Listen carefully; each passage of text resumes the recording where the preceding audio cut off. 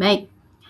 Nah, di kelas 6 ini kita akan belajar tentang Islam di Indonesia. Bagaimana agama Islam itu pertama kali datang di Indonesia, ya, kapan agama Islam itu pertama kali masuk ke Indonesia dan siapa yang membawa agama Islam itu bisa sampai ke Indonesia, ya, dari Arab sana, ya, dari Mekah, kemudian sampai ke Indonesia dengan jarak ribuan kilometer. Itu siapa yang membawa agama Islam sampai Indonesia. Nah, kita akan bahas di kelas 6 ini ya. Yang pertama, bab pertama, Maulana Malik Ibrahim. Siapakah dia? Maulana Malik Ibrahim ini siapa? Kita baca dulu. Nah, ini dia. Agama Islam masuk ke Nusantara, tepatnya di Pulau Jawa. Ya, diperkirakan sekitar abad ke-7 Masehi. Sekitar tahun 674 sampai 1433 Masehi. Jadi pertama kali agama Islam masuk ke tanah Jawa khususnya yaitu pada tahun 674 Masehi. Kira-kira ya sekitar tahun 600-an Masehi ini. Nah, di dalam rentan waktu itu, sekitar 800 tahun agama Islam itu belum tersebar luas. Jadi antara tahun 600 ini sampai tahun 1400, jadi sekitar 800 tahun ya, 8 abad, agama Islam itu belum tersebar luas, belum menyebar. Dan hanya dianut oleh sebagian kecil penduduk Nusantara. Jadi ini bedanya, agama Islam itu berkembang sangat cepat di Arab, ya. Jadi ketika Nabi Muhammad menyebarkan agama Islam, itu kan mulainya sejak Nabi Muhammad umur 40 tahun. Ya kan? Nabi Muhammad diangkat menjadi nabi kan umur 40 tahun. Kemudian selama 23 tahun, hanya butuh waktu 23 tahun saja Nabi Muhammad berdakwah, itu Islam sudah menyebar sangat luas di Arab sana. Berbeda dengan di Indonesia. Di Indonesia membutuhkan waktu sekitar 800 tahun. Bayangkan, 800 tahun dan itu agama Islam belum tersebar luas. Masih dianut oleh sedikit saja ya orang Indonesia yang menganut Islam pada waktu itu. Ya, meskipun para saudagar muslim ya, saudagar itu para pedagang ya, orang-orang kaya, pengusaha-pengusaha muslim pada waktu itu sudah mulai berdatangan sejak tahun 674 Masehi membangun jalur hubungan perdagangan. Tapi meluasnya Islam ke berbagai pelosok di Nusantara itu setelah kemunculan para penyebar Islam yang dikenal dengan sebutan Wali Songo.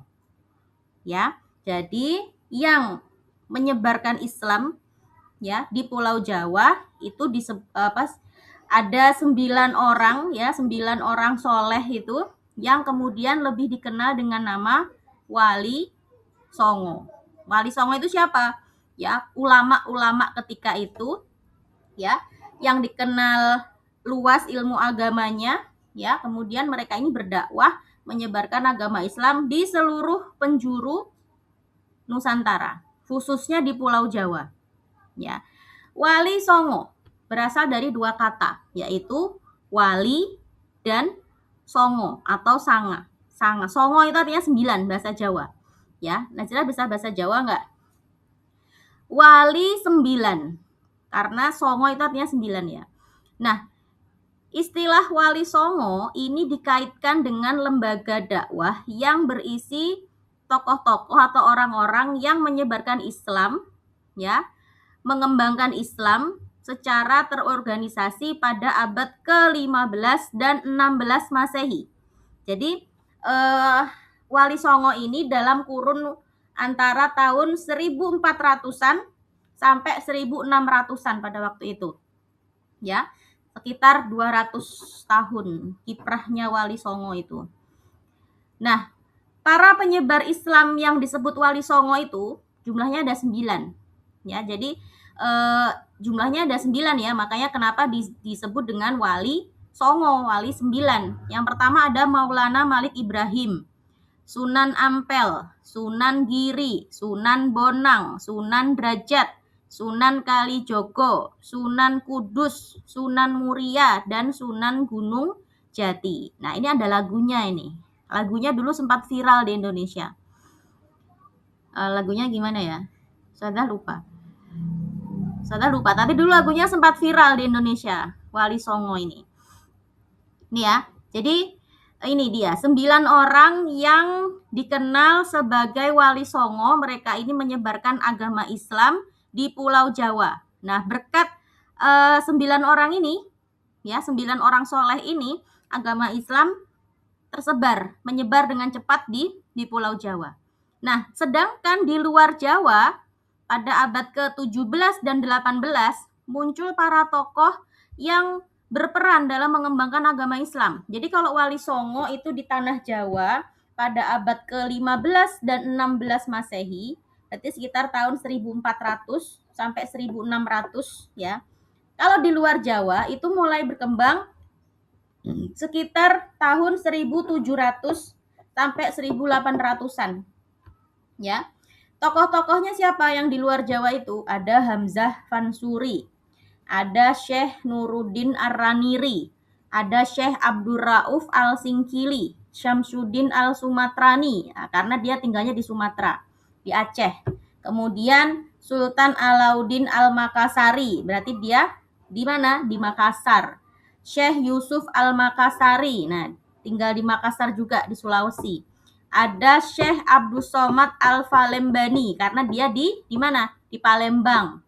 Syekh Muhammad Arsyad Al-Banjari, karena dia berdakwahnya di mana? Di Banjar, di Kalimantan. Ada Syekh Nawawi Al-Bantani di Banten.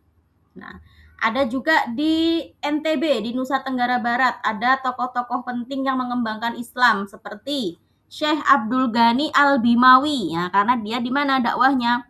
Di Bima, Nusa Tenggara Barat. Terus di Lombok, di Nusa Tenggara Barat, di Lombok ada beberapa tokoh. Siapa? TGH, Saleh Hambali. TGH ini Ustazah nggak tahu singkatannya apa. Tuan Guru mungkin ya. Muhammad Zainuddin Abdul Majid.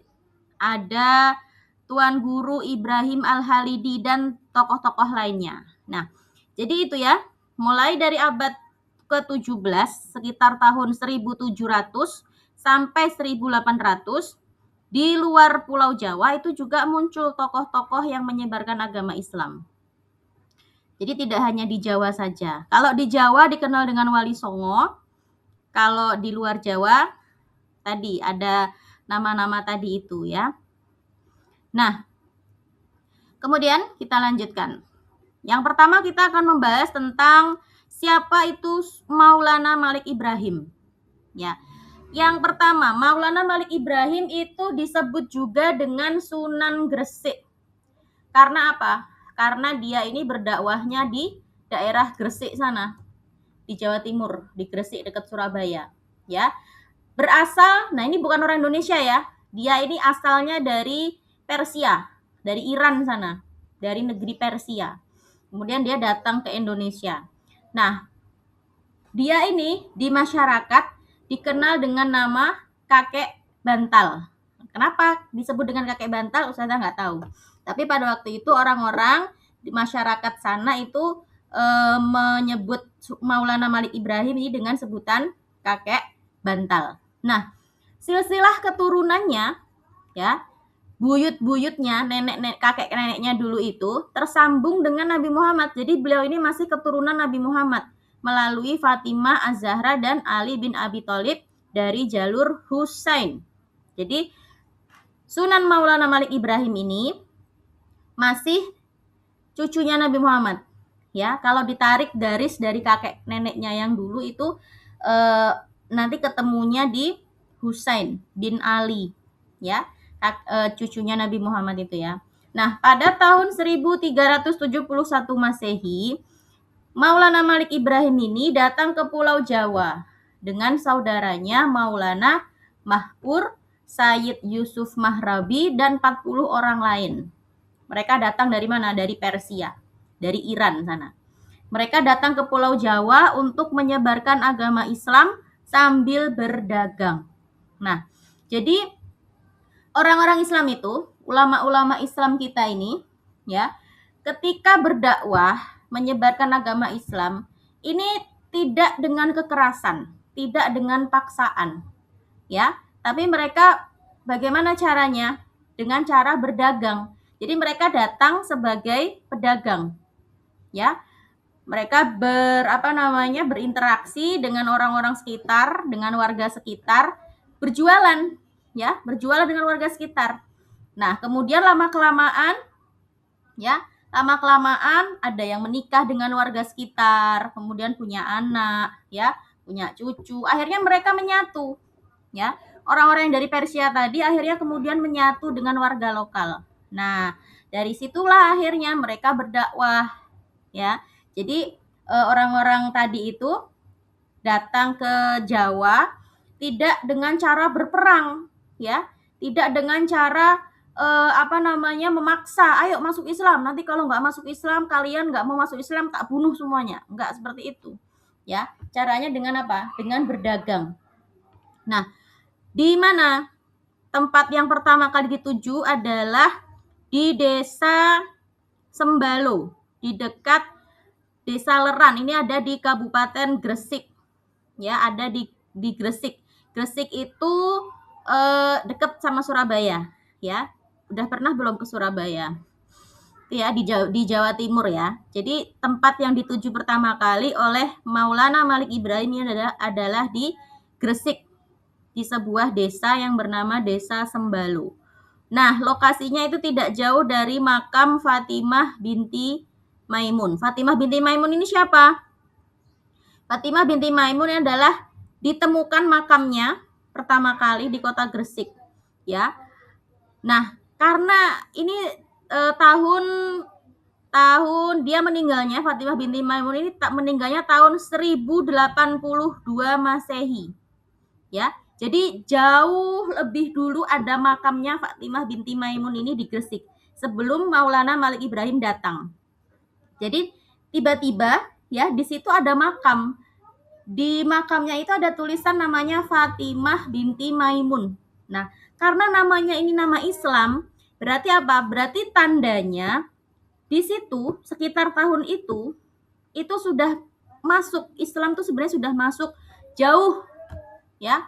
Pada tahun seribuan Masehi itu sebenarnya Islam sudah masuk ke Indonesia. Tapi tidak tercatat, ya. Tidak tercatat siapa yang membawa, kemudian ada peninggalan yang ada hanya peninggalan makam ini tadi, ya. Berarti menjadi tanda bahwa sebenarnya Islam itu masuk Indonesia itu sudah dari tahun 1000-an sebelum ada Wali Songo tadi itu. Nah, kita kembali lagi ke Maulana Malik Ibrahim. Dalam menyebarkan agama Islam, Maulana Malik Ibrahim ini awalnya dia ini dengan cara berdagang, ya, membuka toko, menyediakan kebutuhan pokok masyarakat. Jadi jualan, ya, dia ini jualan, nggak langsung berdakwah. Ayo semuanya ngaji, ayo semuanya belajar sholat, enggak, ya. Dia ini datang sebagai pedagang, membuka toko dan menjualnya dengan harga murah. Nah, di mana? Di dekat pelabuhan, karena Gresik itu dekat sama laut, ya. Jadi Gresik itu kota di pinggir laut, ya.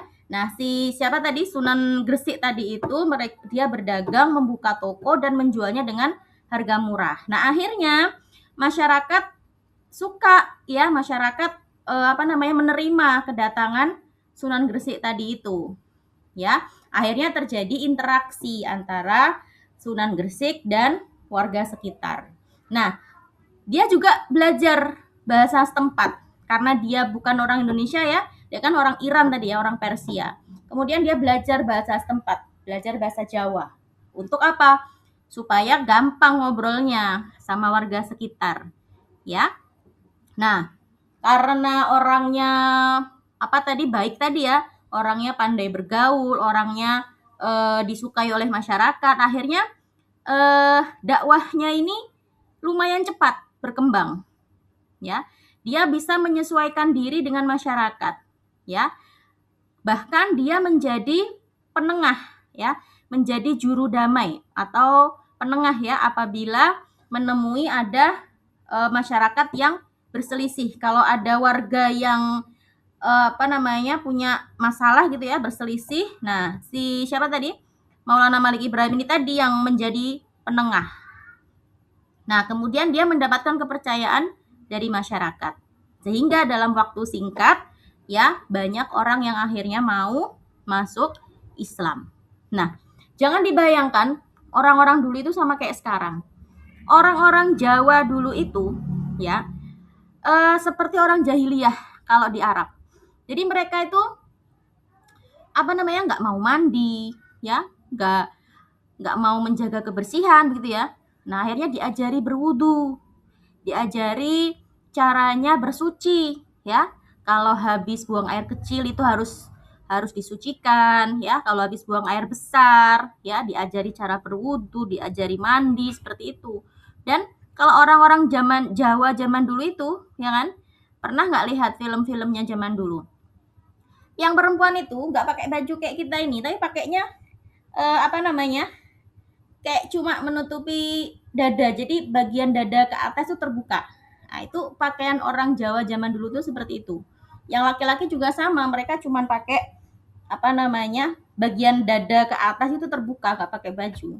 Nah, Maulana Malik Ibrahim, Sunan Gresik tadi pelan-pelan mengajari masyarakat, ya, cara wudhu tadi, ya, cara bersuci dari setelah buang air kecil, buang air besar, kemudian cara berpakaian yang menutup aurat, tapi nggak pakai jilbab ya, karena belum ada jilbab waktu itu.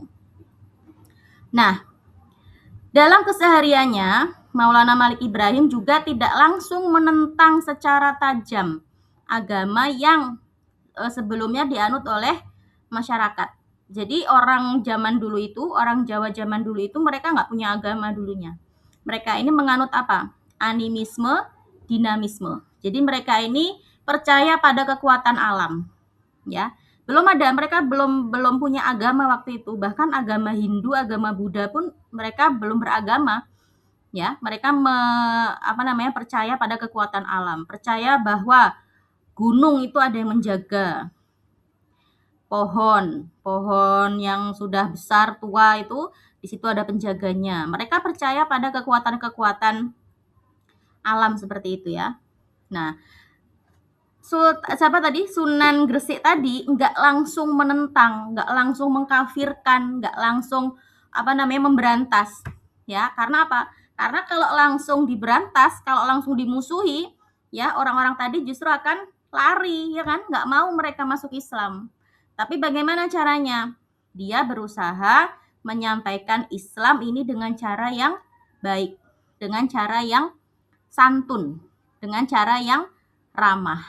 Nah, sehingga orang-orang banyak yang terkesan dengan kebaikan Maulana Malik Ibrahim tadi itu. Jadi begitu ya, kalau kita mau berdakwah itu caranya harus dengan baik-baik, ya. Coba bayangkan, kalau kita mau ngajak orang kepada kebaikan, caranya dengan baik-baik atau dengan marah-marah, ya. Kira-kira mau nggak orang itu kalau diajak tapi dengan cara dimarah-marahin? Mau nggak orang itu diajak sholat tapi ditakut-takutin? Nanti kalau kamu nggak sholat kamu masuk neraka, ya. Nanti kalau kamu nggak mau masuk Islam, kamu akan masuk neraka. Kira-kira orang mau nggak diajak dengan cara seperti itu? Nggak mau ya, pasti akan lari ya kan. Nah, tapi begitu caranya ya Sunan Gresik tadi itu. Dia baik-baik ya, berinteraksi dulu dengan baik, kemudian dia dapat kepercayaan dari masyarakat. Nah, dia akhirnya bisa berdakwah dengan cara yang baik. Ketika dia sudah disenangi oleh masyarakat, akhirnya dia bisa menyampaikan ajaran Islam tadi itu. Jadi orang tidak merasa dipaksa, tapi mereka masuk Islam dengan sukarela. Gitu ya. Nanti kita lanjutkan bagaimana ceritanya, kelanjutannya Maulana Malik Ibrahim ini berdakwah. Ya.